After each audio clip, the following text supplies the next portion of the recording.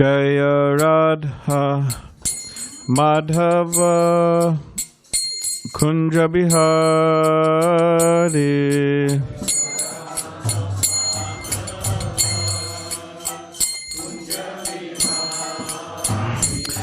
Jaya Radha Madhava Kunja Bihari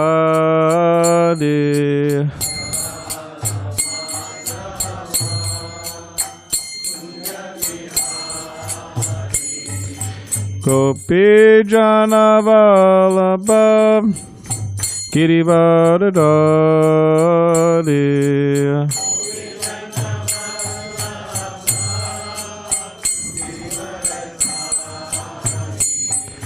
Gopi Jana Vallabha Girivardhari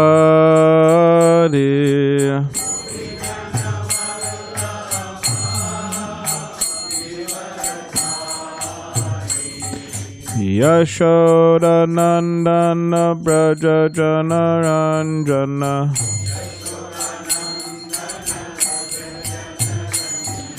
Yashoda Nandana Braja Jana Ranjana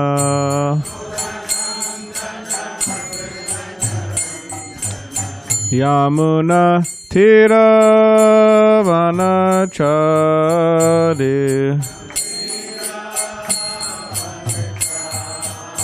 Yamuna Tira Vanachari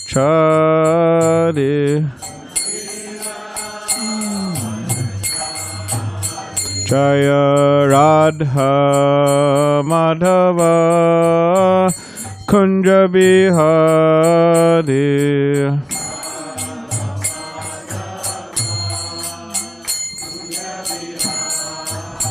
Jaya Radha Madhava Kunja Bihari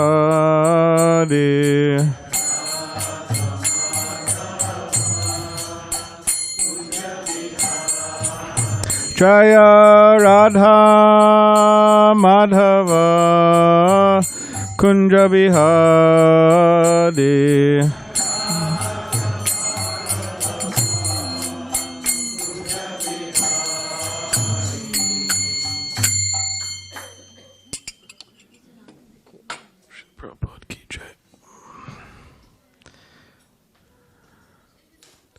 So this evening we'll be reading from Bhagavad Gita, as it is. We'll be reading from chapter 7, text 16. So if you could please repeat after me. Om Namah Bhagavate Vasudevaya. Om Namah Bhagavate Vasudevaya. Om Namah Bhagavate Vasudevaya.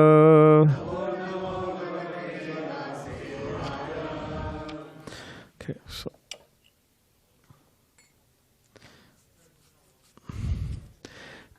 Chaturvidha bhajante mam jana sukritina arjuna arto jigyasa artarti gyanicha paritarshubha. Okay, so translation. O best among the Bharts, 4 kinds of pious men, so this is Krishna speaking, began to render devotional service unto me. The distressed, the desire of wealth, the inquisitive, and he who is searching for knowledge of the Absolute. Purport. Unlike the miscreants, these are adherents of the regulative principles of the scriptures, and they are called Sukritina, or those who obey the rules and regulations of scriptures, the moral and social laws, and are more or less devoted to the Supreme Lord. Out of these are 4 classes of men. Those who are sometimes distressed, those who are in need of money, those who are sometimes inquisitive, and those who are sometimes searching after knowledge of the absolute truth. These persons come to the Supreme Lord for devotional service under different conditions, These are not pure devotees because they have some aspiration to fulfill in exchange for devotional service. Pure devotional service is without aspiration and without desire for material profit. The Bhakti Rasamrita Sindhu 1.1.11 defines pure devotion thus. Anya bilashita shunyam gana karman avritam anukulyena krishnana shilanam bhakti uttama. One should render transcendental loving service to the Supreme Lord Krishna favorably and without desire for material profit or gain through fruitive activities or philosophical speculation. That is called pure devotional service. Okay, so we'll just stop there for now. Om Jnana Tipanandasya Gyananjana Shalakaya Chakshulanamalitam Mena Tasmai Shri Gurave Namaha Mukam Karitavachalam Pangam Langai Tegirim Yakipatamaham Vande Shri Gurun Dinitaranam Pancha Kapadrivishcha Kipas and Bevacha Patitanam Pavanebhyo Vaishnavebhyo Namo Namaha. Jai Shri Krishna Chaitanya Prabhu Nityananda Shri Advaita Gadadhar Shri Vasudeva Gaura Bhaktivinoda. Hare Krishna Krishna Krishna Hare Hare Rama Hare Rama Rama Rama Hare Hare. So just once again, the translation. O best among the Bharatas, 4 kinds of pious men begin to render devotional service unto me: the distressed, the desire of wealth, the inquisitive, and he is searching for knowledge of the Absolute.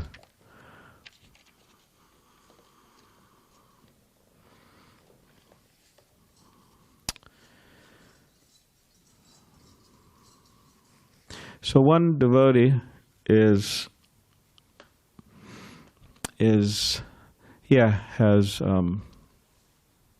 been diagnosed with cancer, and she is a long-time devotee here of the San Diego community. I think she's been here for, I don't know, does anybody know? 30 years?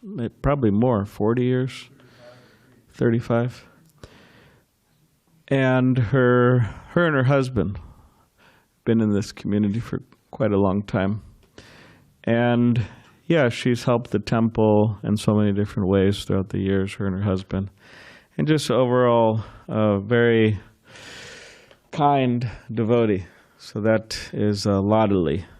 And at this particular point, they've given up in terms of trying to make the medicine, given up in what is it? What was it? Everybody's saying a few things. Chemotherapy, yeah. So now she's just there, and she's hearing and chanting about Krishna at her home. So, and yeah, it's a difficult circumstance for her husband and her daughter. They're all very close-knit family. So yeah, we could all just chant one mantra for her. Okay, is everybody ready? Hare Krishna, Krishna Krishna, Hare Hare, Hare Rama, Rama Rama, Hare Hare. And devotees are going over there regularly to have kirtan. So if anybody wants to go over there, if you have some free time, I think, throughout the week, whether Monday, Tuesday, Wednesday, or on the weekend, devotees are going over there regularly to have kirtan with her. So if you want more information about that and wanting to go over there to have kirtan, she lives in La Mesa. They live in La Mesa. So you could go over there and you could contact Mukunda Charna. I think he gives announcements every Sunday. So you could just catch Mukunda. And we'll also have Bhakti Sundar coming, Swami. He's coming at the end of the month. He'll give the Sunday talk here and a few other talks. And then next month we'll have Bhakti Sarvagya Gauranga Swami from South Africa coming. We'll have a special festival at the end of the month. It's on he gets here the 25th, which is Thursday. And then Friday, Saturday, Sunday we'll have a festival. Panihati festival. So we'll celebrate that here. And we'll also have a Bay event at Vacation Isle, which on Saturday, which is the, what is it? No, it's the 25th he'll be here, 26th is Friday, so 27th we'll have it. So that will be announced more.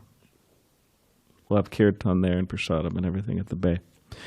So there's just some brief announcements. Brief commercial announcement. So yes, and this particular verse is a famous verse in the Bhagavad Gita. And it is describing the different persons who approach Krishna. And they approach Krishna for different reasons. That is our experience. Whether that is the conception of Krishna people are approaching, or other conceptions of God, we see that within religion, people are approaching God for different purposes. One of those reasons is they are distressed, they're suffering. And who is not suffering, at least to some degree, right? Unfortunately, I mean, people are suffering. So they approach Krishna, people who are suffering. Also, people who are desiring wealth. Who's not desiring wealth? So in a sense, this is, the world is full of such people. People who are suffering, people who are desiring wealth, people who are inquisitive or curious, and those who are searching for knowledge of the absolute truth. They want to know. They're not satisfied not knowing. They want to know the truth. So these are the different types of people who approach Krishna, the Supreme Personality of Godhead. But they are not considered pure devotees because they are wanting something from Krishna. Srila Prabhupada gives the example that the purest form of love found in this world is the love between a good mother and her son or daughter. That's the purest form in this world. Why? Because the mother, she doesn't want anything from the child. She just wants the child to be happy. That is her happiness. It's not that she is taking tabs. I have cooked for you so many times, breakfast, lunch, dinner, for so many years when you were a young child and a teenager until you're 18. I've given you a roof over your head. Okay, now you're 18, now you owe me a lot of money. So they don't do that. Can you imagine? You become 18 and then your mother tells you, so now you have a bill. I've cooked for you so many times. So that's not the case. But they're just doing it out of affection. They want the child to be happy. So the idea is that we may come to Krishna for so many different reasons, but the idea is to try to gradually work oneself to the platform of pure devotional service in which we do not want anything from Krishna. Now, Govardhan, I don't know where Dvijamani is, but at one point he's supposed to make an announcement. So I'm not sure, maybe you could find him, because I'm not sure where he went. So we have one case of a person in history. He's found in the Srimad Bhagavatam, in the 4th canto. He wanted something. And it's not that he wanted Krishna or he wanted God, but he wanted something from Krishna. In other words, he was desirous of wealth or of a very exalted position, materially speaking. And Chaitanya Mahaprabhu, Krishna come again 500 years ago, he would really love to hear this pastime over and over and over and over again. And that is the pastime describing Dhruva Maharaj. And Dhruva Maharaj, like all young children, he wanted the affection of his father. His father was a great king at the time, Uttanapad. And one particular day, Dhruva, the young boy, he saw his stepbrother on his father's lap. what's his stepbrother's name? Uttama. So Uttama on his father's lap, and he was thinking, okay, this is, I want the affection of my father. So he comes to climb on his father's lap, and then his stepmother, Suruchi, stops him. And she says that you are not qualified to sit on your father's lap because you have not taken your birth from my womb. So what you have to do is you have to engage in severe penance and austerity and worship Krishna, the Supreme Personality of Godhead, work up your qualifications, and then you could take your next birth from my womb, and then you could sit on your father's lap. And she was speaking this in such a way as for the king to hear. It's not that she was whispering. Sometimes people, when they say insulting things or harsh things in front of people, they whisper just so that person could hear. But she was saying it so the king could hear. He heard very clearly. That's what the Bhagavatam said. And he didn't say anything because he was attached to Suruchi, inappropriate attachment. So Dhruva, being a Kshatriya from a family of warriors, his father was a king after all, he was very, could say, what is it, hot-tempered? Is that the word? So he came to his mother, and it said that he was breathing very intensely, and he was shaking out of anger, out of frustration, out of disappointment. It says that just like when he was angry and frustrated, just as if when you step on a snake, and he was so frustrated.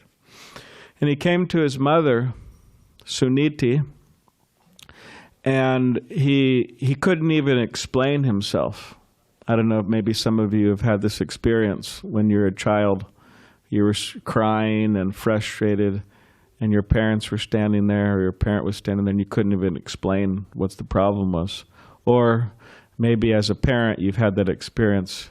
Your children come up to you crying, and they can't even say what the issue is. So he was like that, crying, frustrated. And then the people who were there and who heard what his stepmother said explained the situation. And Suniti, she said to Dhruva that, yes, what your mother said is true, that I am a unworthy wife of your father, and I am of a unfortunate situation. I'm in an unfortunate situation that I do not have the affection of your father. And therefore you could take, if you want to get the benediction of or if you want to experience the happiness of the affection of your father, you can perform austerities and worship Krishna. You could do that. Yeah. And Dhruva Maharaj, being very determined, he just left home. And he went to the forest. So he was a young boy of about 5 years old. How old are you? Is he 5? 7? 8. Sorry, please forgive me. He's 8. Sorry. When you're a little younger, you like if people say, "Guess you're older." But when you become older, you like when people guess you're younger. There's a certain age range. Everybody could have the experience. So, which hints that we're only satisfied with our age for a very brief time in our life. So he was young, 5 years old, and he went to the forest. And while he was going to the forest, Narada Muni approached him, great sage Narada Muni. And yeah, those of you have seen Bollywood movies in which Narada Muni is depicted. Sometimes he's depicted as some kind of joker or not very serious person and so on. But I've never seen him, but I've heard. So, but Narada Muni is a very serious sage, like very powerful personality. So when he saw Dhruva, he asked him, what's going on? What are you doing? And Dhruva explained the situation, that I'm going out to the forest and I want to approach God. I want to approach Krishna for the benediction of pretty much being the main person in this world who's in charge, like the emperor of the world. Having a more powerful position than his father, his grandfather, anyone really. And Narada Muni told him that you're just a young boy. You should just go home. You could engage in playing, just forget about all of this. And he told him furthermore that anybody who wants to be happy in this world, they should deal with people in a particular way. If they're considered to be equals, like peers, one should have friendship. If they are seniors, one should very respect them. If one is in a more unfortunate situation or a junior situation, then they should be very kind. And they shouldn't envy anyone. And they shouldn't cause any pain for anyone. So you should just go home and forget this and just be happy. So Narada Muni, or Dhruva, heard this, and he didn't accept it. He said, these are very good instructions, but for certain personalities. But I'm a Kshatriya. I'm a warrior type of person, and I can't accept this. So he didn't accept it. And again, Dhruva was wanting a situation that was a higher situation than anyone in the world. Does everybody know the place? It's called I think it's called Brunei. You know that place in the world?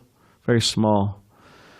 It's part of, it's connected to the country of, what is it? Malaysia. It's like the size of Delaware, something like that. Everybody knows that place? By Philippines.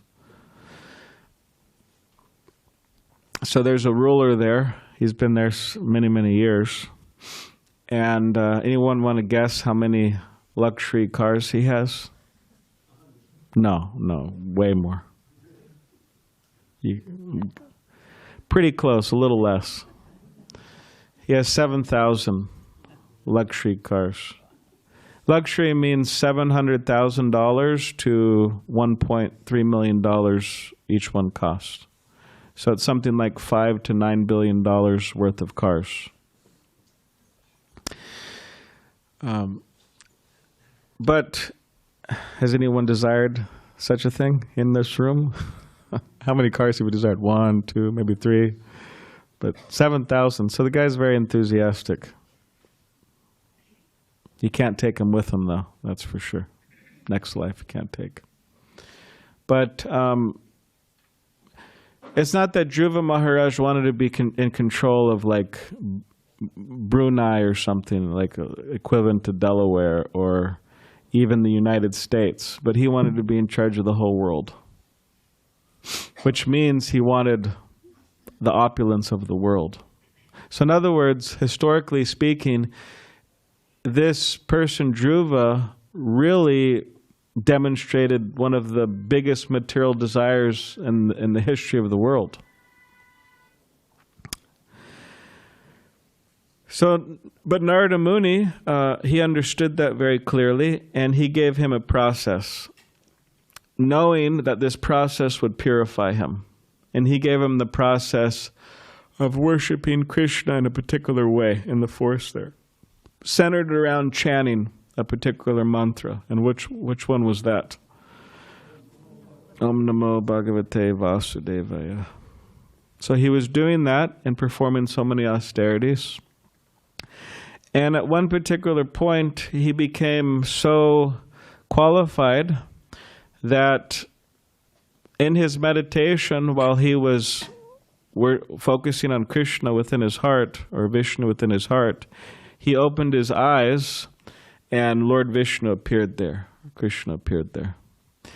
It said he was so beautiful with his lotus eyes and his bluish, blackish complexion, like a rain cloud, and beautiful garland, and so on.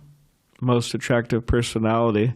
And Dhruva Maharaj was just completely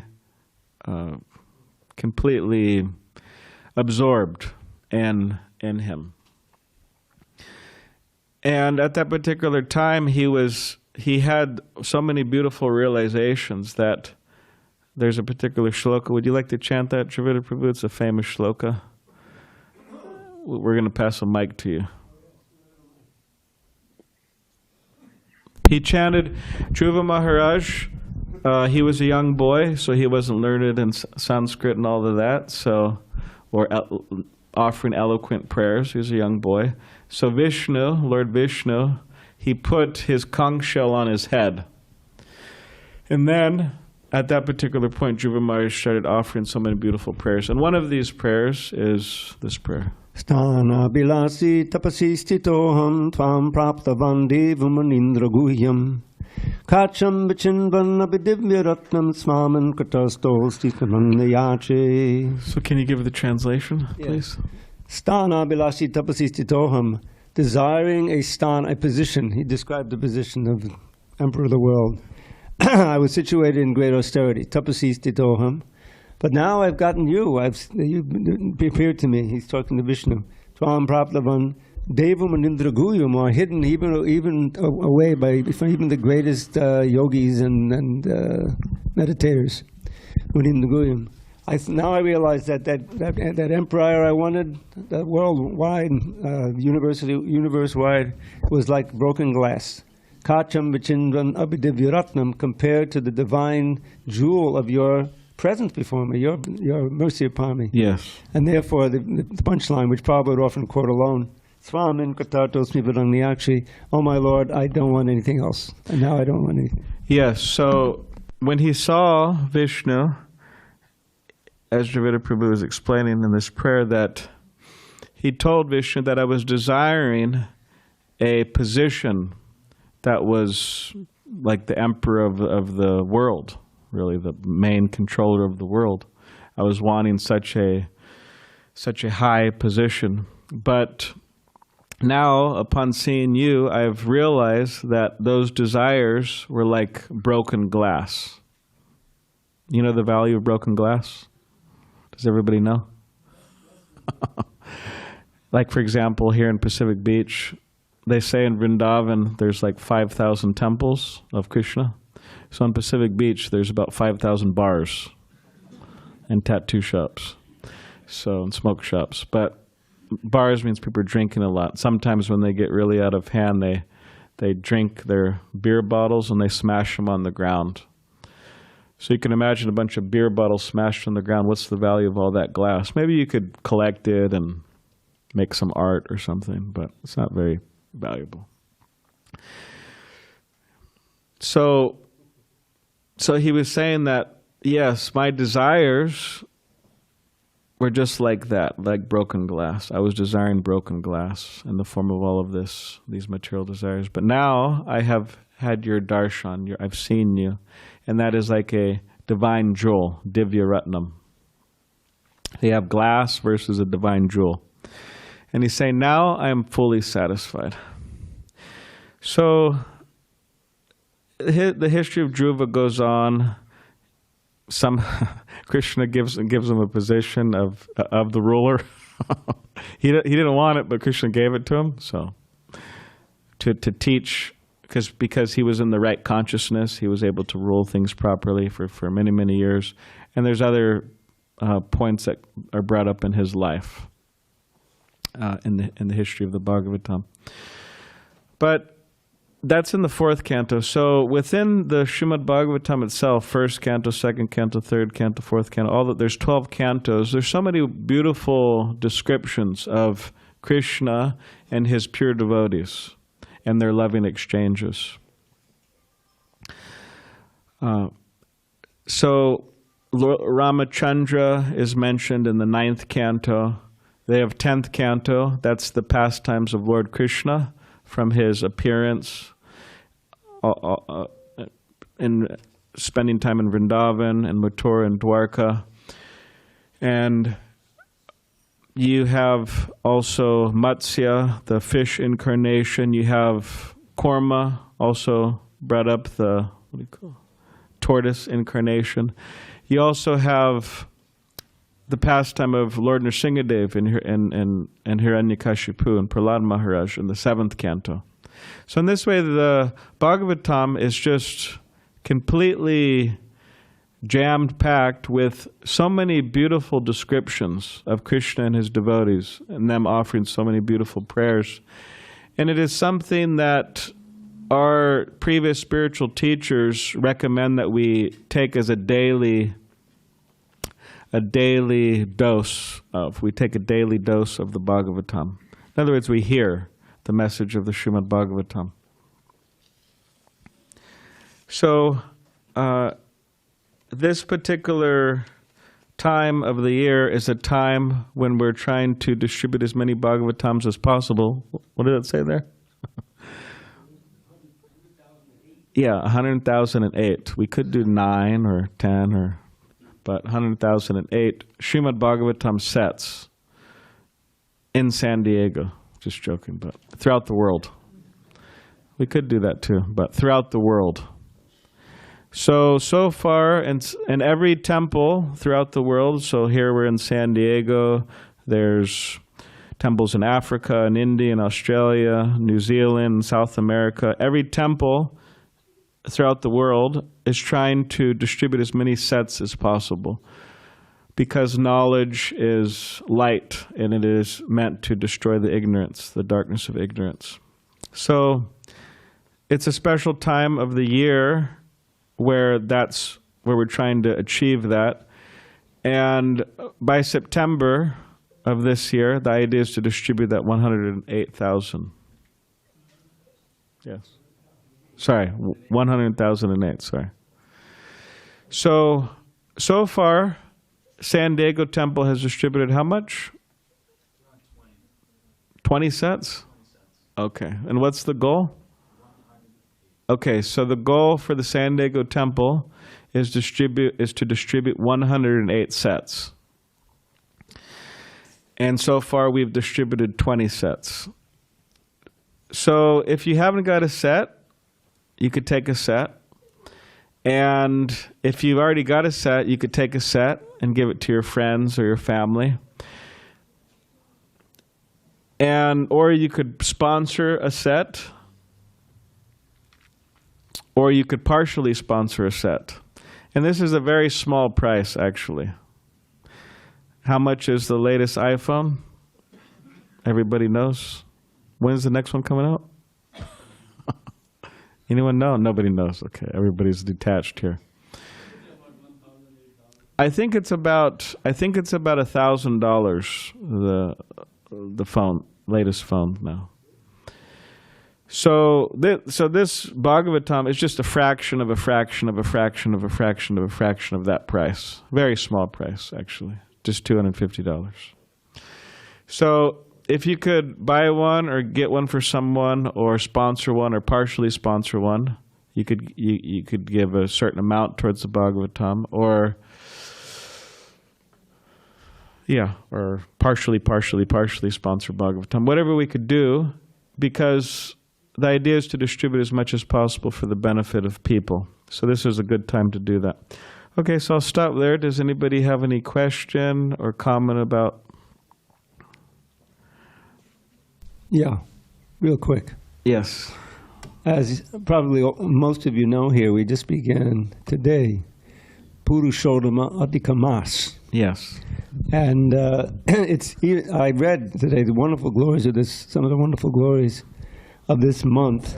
It's an added month, just like we have leap year day to make the solar calendar come out even. Otherwise, it'll get it.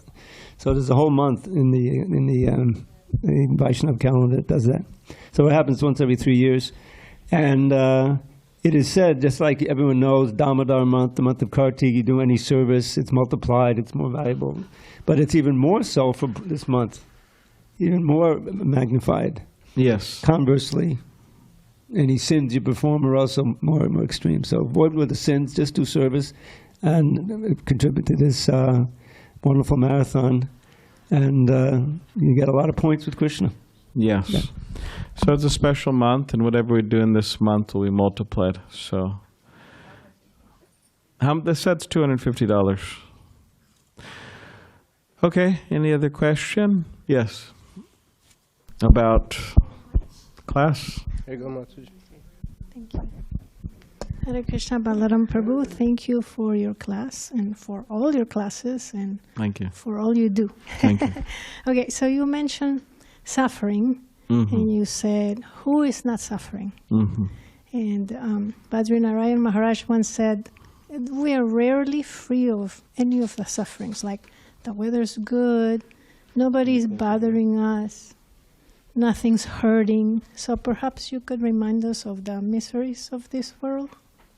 You want me to remind you of the miseries? If you want to.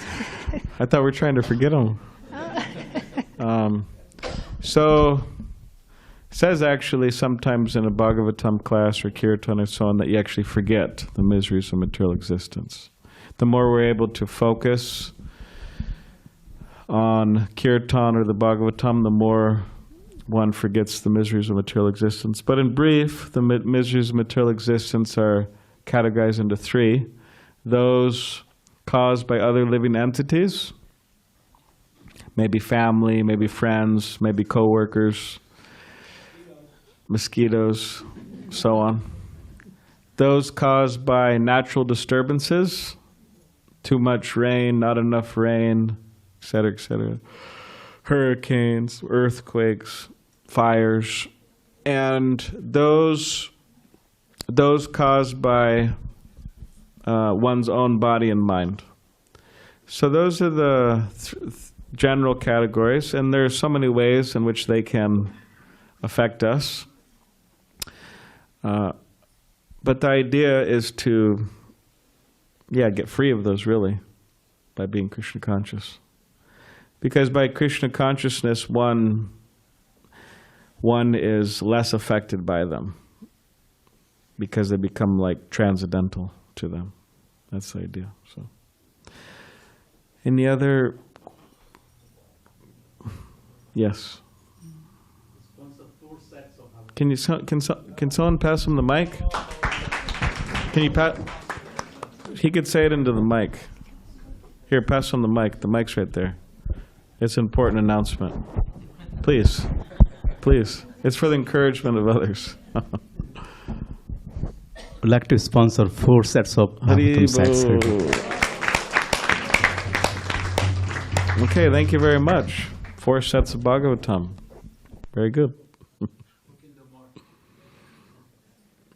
So, yes, any other thing? And one more, bro. You can. We want to hear you say.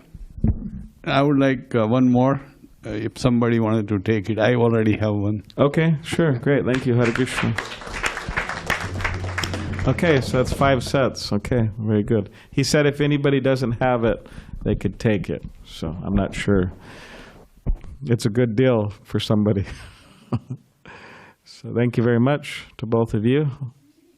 Narendra Soni, longtime member of the Hare Krishna Temple, and also Vipin Chaturvedi, longtime member.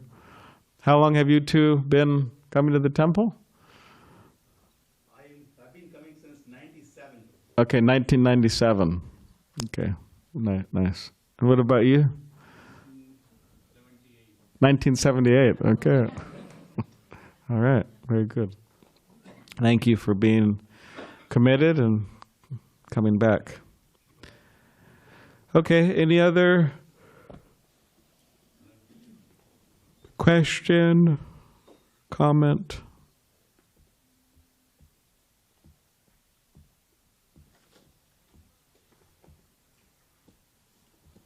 Okay. What about online? I don't know. Is anybody listening online?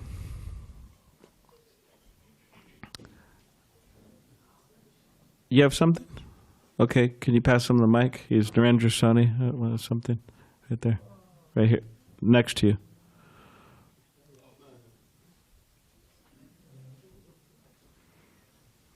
Yeah, I love the class from David Prabhu and you, and any class from the temple is really good to watch. Aarti starts at 4:30, and then there is always a class around 8:30, 8 o'clock. No, 7:50, 10 minutes to 8. Yeah, 10 minutes to 8. And very wonderful class. Okay. Thank you, Prabhu. Nice. We have to say that now we have our resident sannyasi here, Yes. the Ashram Swami, Yes. and he gives extraordinary classes, very learned and full of bhakti. So we should start publishing in the newsletter what the class schedule is so that everyone will know, and how they can also listen through YouTube if you can't come physically. So everyone can participate. San Diego Live. Yeah, so we have Ashram Maharaj. He's sitting in the back here by Tapas. And Ashram Maharaj is a disciple of Srila Prabhupada. And he's been based in, he's originally spent a lot of time here in San Diego, many, many years. How many years did you spend here in the past? Maybe 12. Okay, so he's here for 12 years in San Diego, and years ago. And for many years, he spent a lot of time in Hawaii as part of the temple there, the Honolulu temple and so on. So now, due to fate or destiny or whatever you want to say, he's here in San Diego. So he's living here now. So we welcome him. Hare Krishna. So please, I don't want to overload him, but you could ask him whatever questions you want or whatever you want. Yeah. But as Narendra Soni was saying, that we broadcast the classes here every day, so morning, evening. So he's mentioning how the Bhagavatam classes are going on.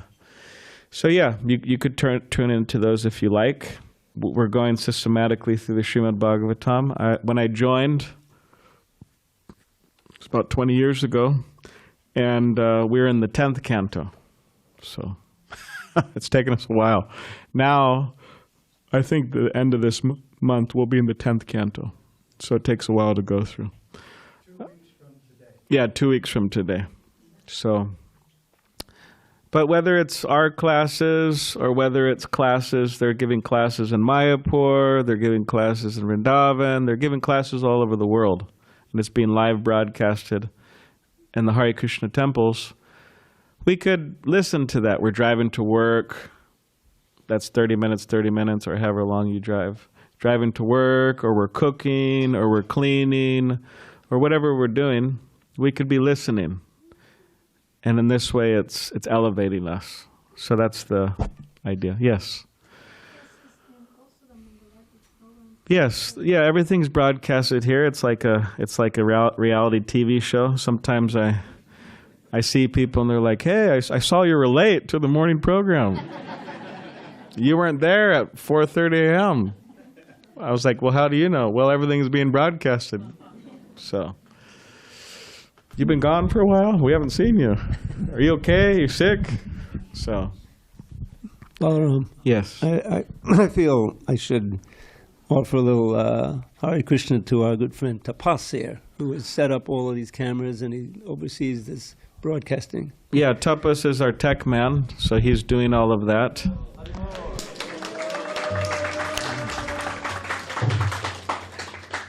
And yeah, people like it. I travel around by the mercy of Krishna, sometimes different places. And I was in one temple overseas, and it was a very short stop in Australia before I was going to India. And I wanted to give a class there and try to offer something there. but it wasn't as easy as I thought it was.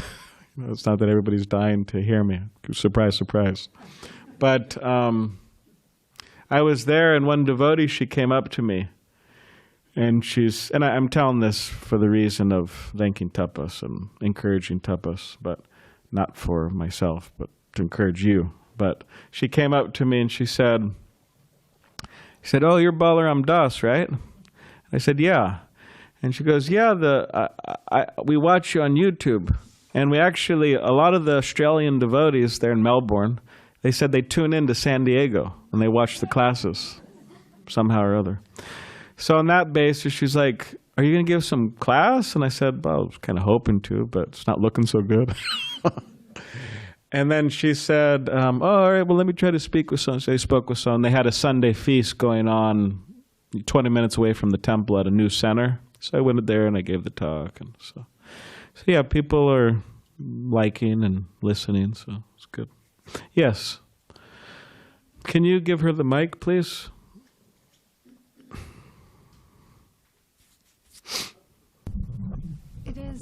It is out of this context, but I wanted to know what is the significance of chanting Chaurashtikam during Purushottam Mass? Well, I am not exactly sure where that tradition came from, where it's stemming from. Also, you have certain things like to read the prayers of Lord Brahma or so on. There's a number of different things that they mention. Or like during Kartik to read Gopi Gita. Now, of course, those are wonderful things, and they could be traced. They might be able to be traced to some of our previous acharyas. I mean, I would think. But this particular tradition, I'm not sure where it's stemming from, but it is something that devotees do around the world, chant this particular song that you mentioned, and it's a beautiful song. Yeah, it's a beautiful song. So, yeah.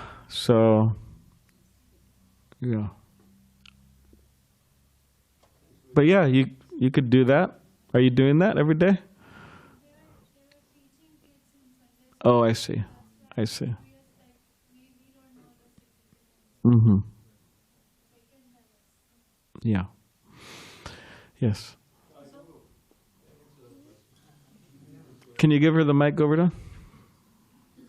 But yeah, it's an absolutely beautiful song. I've heard devotees sing it, and I've sang it before. It's really nice. Of course, also being broadcast Monday, Tuesday, and Wednesdays, Dravida Prabhu's Bhagavad Gita classes in That's the true, evenings. in the evening. You sound like an advocate. You sound like you're listening to the classes. Good. Yeah, Dravida Prabhu has been giving Bhagavad Gita classes here for how long? Since 89, so. Yeah. So, but yeah, the principle is to hear. Shravanam Kirtanam Vishnu. To hear and chant about Krishna. That's the principle. Nitya Siddha Krishna Prema Saddha Kabanoy Shravanada Shuddha Chitta Koridoy. That Krishna consciousness or love for Krishna is in the hearts of all living entities. And by the process of hearing and chanting about Krishna, that love is awakened. So whether you want to tune in to these classes or this person's class or that person's class or whoever's classes, wherever you feel inspired, that's the point, to try to find someone you feel inspired to and listen to them as much as possible, or listen to those devotees as much as possible. So, yeah. All right. And One more verse. We have time? Because you mentioned how Lord Chaitanya liked to hear this Dhruva Leela. Mm-hmm. And Prahlad Leela, actually, with Hiranyakashipu and Nrsingadev. He'd like to hear that as well. But it's interesting. The prayer, the shloka that he asked me to chant is not in the Bhagavatam, although it's a very important verse. But the one that is in the Bhagavatam that seemed to completely be in tune with Lord Chaitanya's mood and his preaching was another prayer where he's praying now to Vishnu. in complete ecstasy. Bhaktim mohopavahatam tvahime pasango bhuyadananta mahatam amalashayanam yenanjasrobanam aruvasanam bhavabdim neshe bhavad gunakatam tapanamatta. So what is he praying for then? He doesn't want a kingdom anymore. He said, I don't want that. So what is he praying? Here's his prayer, what he wants. I would simply want to have the association of those devotees whose hearts are filled with a flowing love for you, just like a powerful river. Mohupavahatam tvahime pasanga. And this word pasanga comes up again and again. Very close and meaningful association. Bhuyadan ananta mahatam amalashayanam, whose hearts are completely pure. I want their association. Why? Because bhuyadan mahatam amalashayanam neshe bhavad yenanjalo, by their association I will be able to cross over this frightening ocean of birth and death, was full of blazing fire-like dangers. I'll never forget that phrase. It's probably the translation. How will I cross over? Because I'm becoming mad to hear about your pastimes, qualities, name, and fame. And I'll hear that most effectively and most beautifully in the association of pure devotees. And that was Lord Chaitanya's whole preaching. The essence of the whole thing is Harinam Sankirtan. You chant, I hear, I chant, you hear, and this way we both can become purified, and we become interested in reading Srimad Bhagavatam and hearing Bhagavatam. 10th canto. Yes, so this is what Dhruva Maharaj is praying for. He's praying for the association of pure devotees who are completely attached to Krishna, and this is the process to cross the ocean of material existence, which is like a blazing fire, full of blazing fire-like dangers. I remember when I was a child, there was, you'd watch things on the screen, and one of the things, sometimes there'd be those action movies where not only did he have to go through dangerous waters, but sometimes the water would literally be on fire due to like oil spill or something like that. So it's a dangerous world, but by taking shelter in the association of sincere devotees, then one can be protected. There's a beautiful 2 verses I'll just share with you. This is from chapter 10, text 9, and chapter 18, text 58 of the Bhagavad Gita. So this 10:9 one describes, Krishna is describing what devotees do. And he says, Matchita madgata prana bodhiyantas paraspatam katyantas chamam nityam tushanti cha ramanti cha.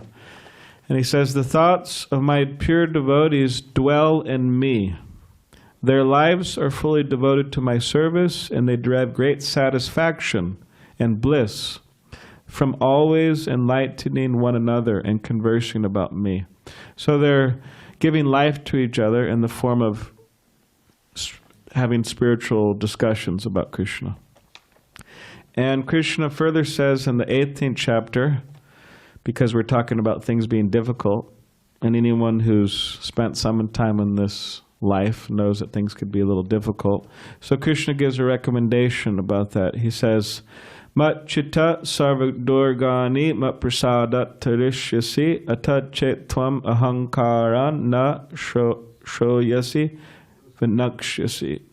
If you become conscious of me, Krishna says, you will pass over all the obstacles of conditioned life by my grace.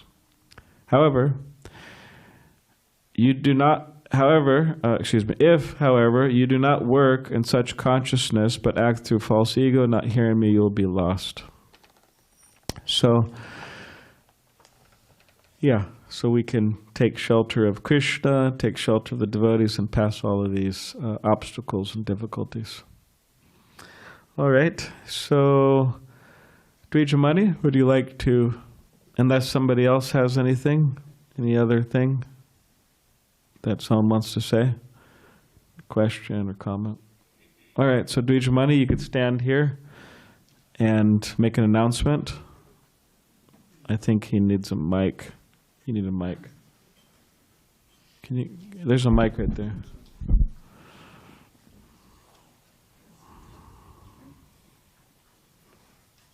Krishna.